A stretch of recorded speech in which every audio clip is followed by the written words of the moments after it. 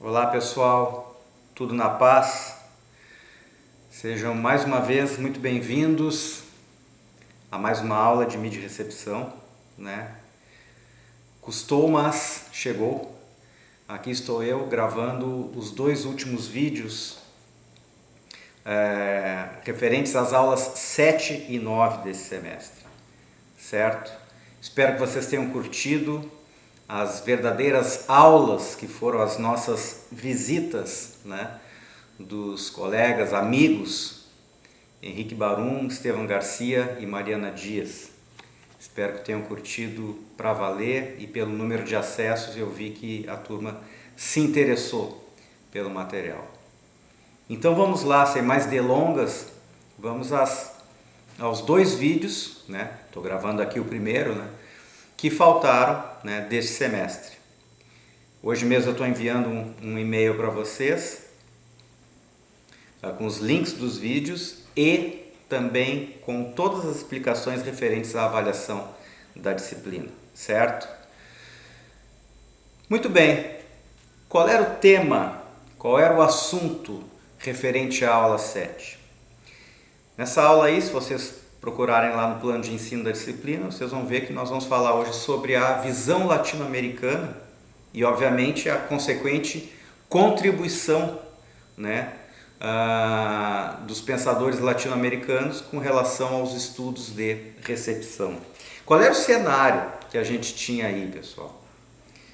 Estou falando aí dos anos 60, e a partir dos anos 60, e vamos colocar ali até os anos 80 e olha, entrando ali nos 90. A visão que se tinha era aquela herdada de vários autores, não todos obviamente, mas vários autores frankfurtianos, né? Aquela visão que se tinha do receptor como um agente passivo, né, no processo comunicacional. Mas por volta dos anos 80, essa visão que se tinha, né, do sujeito passivo, do receptor passivo, ela começa a sofrer fortes críticas, né, e esse cenário aí ele vai aos poucos se modificando, né? Estou falando aqui na América Latina, né? Um ponto que vale ressaltar aí é a questão do processo da globalização, que ele foi muito importante também, né? O intercâmbio de ideias, né? De materiais, né? A vinda de materiais que antes nós não conhecíamos, né? Foi facilitado pelo processo de globalização, né? E isso fez com que aos poucos essa concepção aí, ligada ao campo da recepção, ela fosse mudando, né? Tanto em nível teórico quanto metodológico. Eu lembro muito bem de um grande mestre e amigo que eu fiz nessa vida acadêmica, né? Foi meu professor, depois eu tive a honra de ser colega dele na Universidade Católica de Pelotas, professor Silon Dias Rodrigues. O professor Silon sempre me dizia, né, poxa, ali a partir dos anos 80, segunda metade, né, com a globalização, né, vamos colocar aí, né, e principalmente ali no início dos anos 90 começaram a pipocar vários textos de autores de fora que nós não tínhamos acesso antes, né? E então essa concepção aí de receptor passivo que se tinha até então, ela começa a se modificar, como eu disse, tanto em nível teórico quanto metodológico, né? Também isso tem a ver, o que eu vou falar agora tem a ver com o que eu disse na primeira aula sobre estudos culturais, né? Nessa mesma época aí foi constatada a insuficiência dos modelos teóricos importados, né? Modelos esses que eram adotados até então, né? E por que isso? Expliquei lá na primeira aula, né? Eles não davam conta do nosso contexto, né? E isso aí, nesse ponto aí, os estudos culturais, eles sempre atentaram, né, para essa questão de que nós temos que levar sempre em conta, né, os contextos locais, né? Então, nós temos que trabalhar com teorias que têm a ver, né, que se encaixam, né,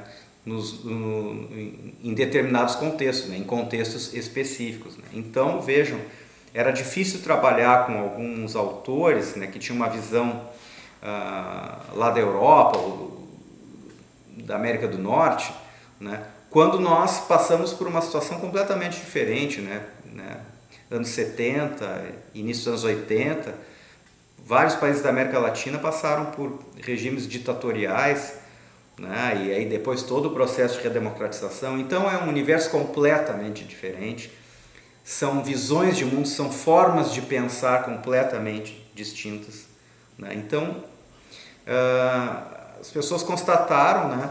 Os latino-americanos constataram que era difícil, dependendo do caso era praticamente impossível adotar, né, visões importadas, né? E o negócio era investir por aqui mesmo.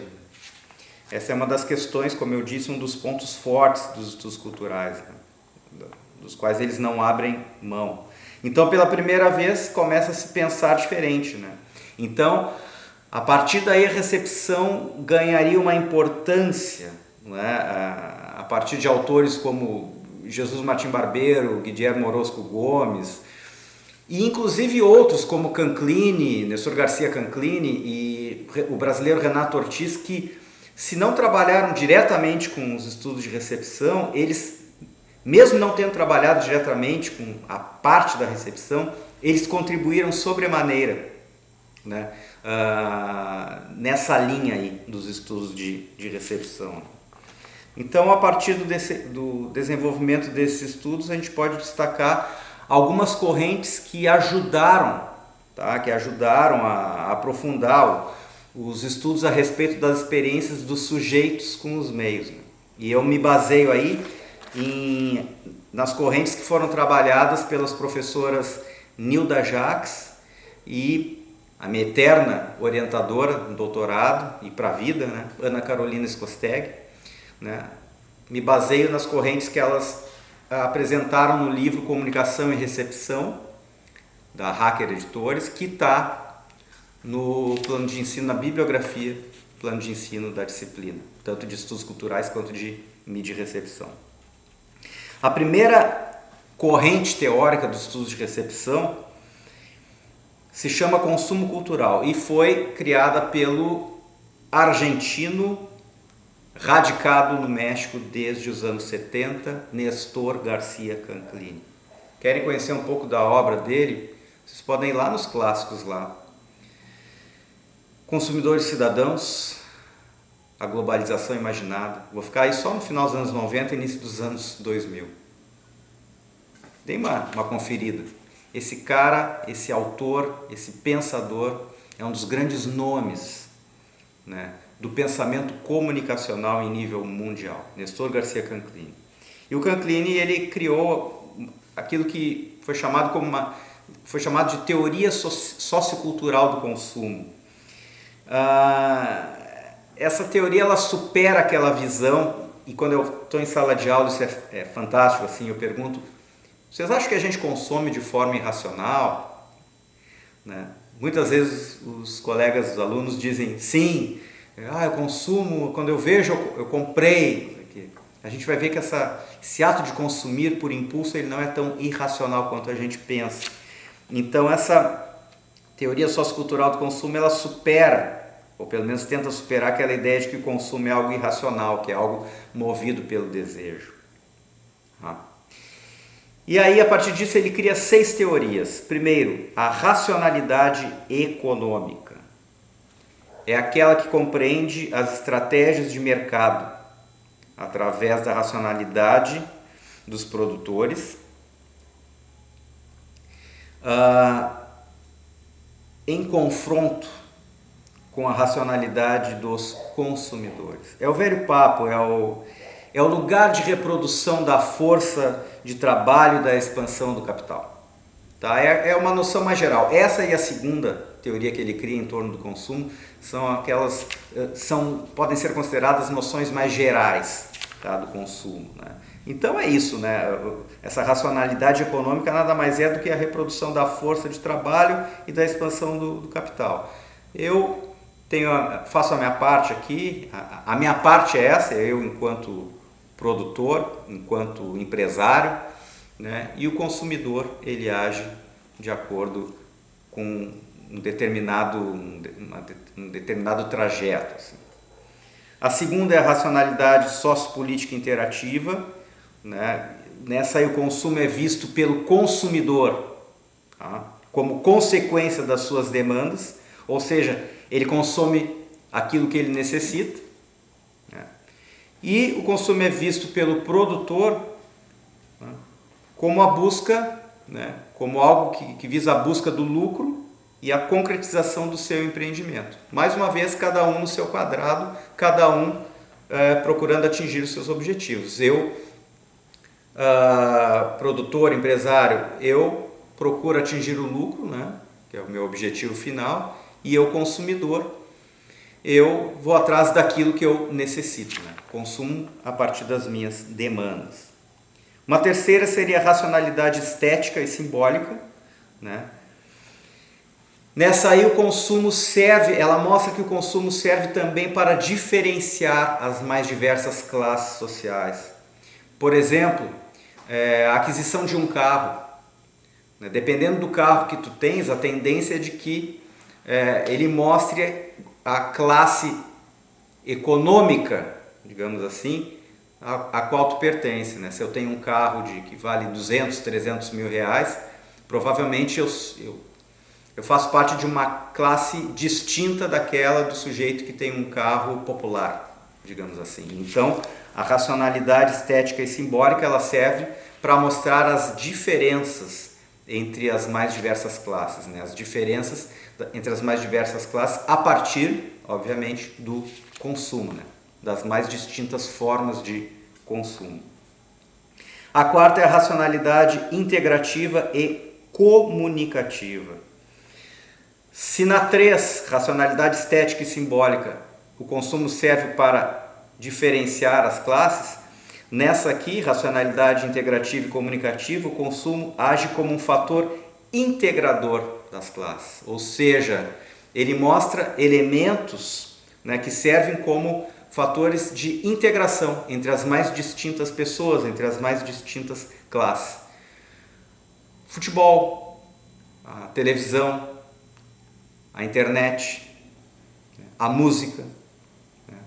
Vamos a um estádio de futebol, não interessa, né? Hoje está mais elitizado, mas se formos pegar no clássico, né, na clássica visão do futebol, do seu torcedor, nós podemos ver que futebol ainda é um agente, hoje menos, mas ainda é um agente que integra as mais diversas classes, porque a gente vê gente de tudo quanto é tipo, né, com relação a níveis sociais, econômicos, culturais e por aí vai.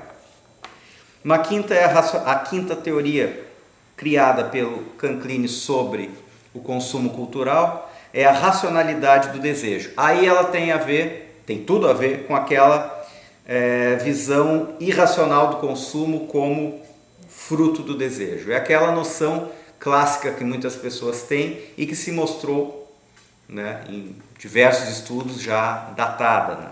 Mas ainda tem a sua relevância, tanto é que está aqui, né? E a sexta e última é a racionalidade é cultural. Então, racionalidade cultural.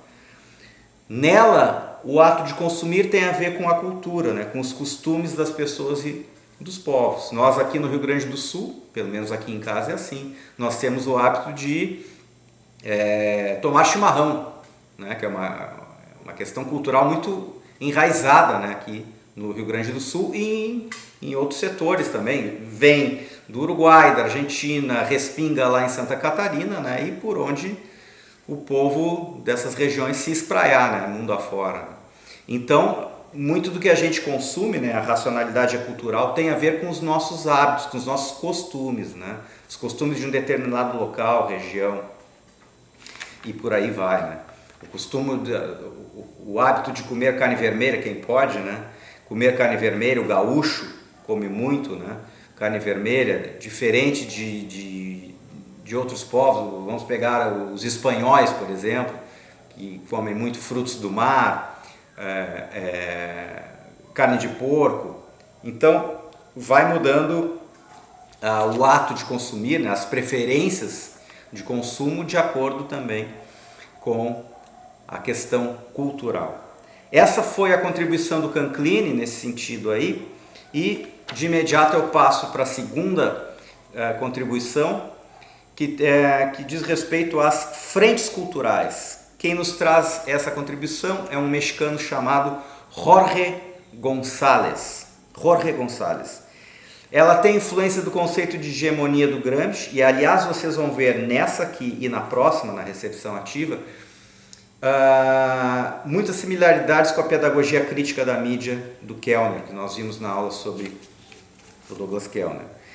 Então ela tem influência do conceito de hegemonia do Gramsci, ela investiga a relação da cultura de massa e popular com os seus públicos. Então ela vejam a similaridade com Kellner aí, ela vê a cultura como palco de confronto, e aí a gente coloca a mídia aí, né? Entre as mais diversas frentes culturais, né? E aí, nesse sentido, o autor ele tenta explicar como grupos dominantes ganham o consenso dos grupos subordinados. Então, as frentes culturais elas investigam as relações das audiências diante da cultura de massa. Outra que tem uma influência, e aí uma influência muito mais clara aí do Gramsci, uma similaridade muito forte também com a pedagogia crítica da mídia do Kellner, é a recepção ativa, que foi criada pelo Seneca. O Seneca é uma ONG, Centro de Indagação e Expressão Cultural e Artística. Foi criada pelo Seneca através de do programa de educação para recepção ativa da televisão. Então a proposta do Seneca é a de educar as audiências frente ao meio televisivo. Então isso ajudou a refutar aquela visão que se tinha, ajudou também, né? Foi mais um esforço para ajudar a refutar aquela visão que se tinha do receptor passivo. E como eu disse, tem a ver com aquele processo de alfabetização do receptor, né, da pedagogia crítica da mídia do Kellner. Muito bem, chegamos na quarta e penúltima contribuição, de acordo com a Nilda e com a Ana Carolina, que se chama o uso social dos meios. Quem nos traz essa contribuição é um espanhol naturalizado, já falecido, nos deixou há alguns anos, infelizmente, um espanhol naturalizado colombiano, Jesús Martín Barbero, um dos grandes nomes do pensamento comunicacional em nível mundial de todos os tempos, sem dúvida alguma. Martín Barbero, que escreveu em 1987 uma obra premiadíssima chamada Dos Meios às Mediações, obra esta que mudou sobremaneira, definitivamente, melhor dizendo, a visão que se tinha do cenário, do processo comunicacional, principalmente no que tange a questão, ao âmbito da recepção. Ele procurou entender, para começo de conversa, a inserção das camadas populares latino-americanas no contexto do desenvolvimento, né? E, além disso, ele estudou o surgimento de novas identidades, de novos agentes sociais, né? Processo esse que foi motivado pelas tecnologias de comunicação. Então, a partir dos meios às mediações, ele critica o mediacentrismo, né? Aquela ênfase nos meios de comunicação, ele desloca a ênfase dos meios de comunicação para as mediações. Eu vou falar um pouquinho melhor sobre mediações na nossa última corrente teórica, né, do Guilherme Orozco Gomes. Ele desloca o papel central dos meios para o receptor, tá? E ele vê esse receptor como um produtor de sentidos, longe daquela concepção datada, né, que via o receptor como um sujeito passivo, né? Então, assim, de posse de um contexto sociocultural, de acordo com a sua bagagem cultural, o receptor vai produzir sentido frente às produções, aos discursos midiáticos, né, aos conteúdos massivos. No original, né, depois dessa concepção original, o Martim Barbeiro ele reviu alguns pontos, acrescentou alguns pontos à sua teoria, né, das mediações, mas no original ele propõe, né, é sempre eterno, é sempre presente, ele propõe 3 tipos de mediação. Primeiro, a cotidianidade familiar. Depois eu vou falar um pouquinho sobre isso lá com o Orozco. Seriam aqueles rituais, né, a forma de assistir, né, de interagir com os meios, né? Quais são os níveis de atenção, né, do receptor com os meios de comunicação, né? Por exemplo, quando eu estou assistindo um telejornal, né, qual é o meu nível de atenção? Eu estou 100% focado, eu estou falando com algumas pessoas, meus familiares, amigos, estou mexendo no celular, estou lendo o jornal, enfim. Então a cotidianidade familiar, qual é a disposição, onde está localizada a televisão, pegando o exemplo da televisão, que é onde ele foca mais, né? Numa determinada peça da casa, né? Então todas essas questões aí têm que ser levadas em conta, né? São levadas em conta nesse processo aí de cotidianidade familiar, né? Como se encontra o receptor durante o ato, né? Durante a interação com os meios de comunicação. Depois temos a temporalidade social, que diz respeito ao tempo compreendido entre a produção e a recepção, tudo que se dá, tudo que se passa entre os movimentos de produção até o movimento de recepção da informação. E a competência cultural, né, que seria a bagagem cultural de cada um de nós, né, e é a partir dela que nós produzimos sentido frente àquilo que chega até nós, oriundo dos meios de comunicação. Por fim, nós temos, né, a quinta e última contribuição, o modelo das multimediações. Quem nos traz é o mexicano Guillermo Orozco Gomes. E, na minha opinião, ele mastiga o modelo das mediações do Jesus Martim Barbeiro, né? E qual é a pergunta central aí?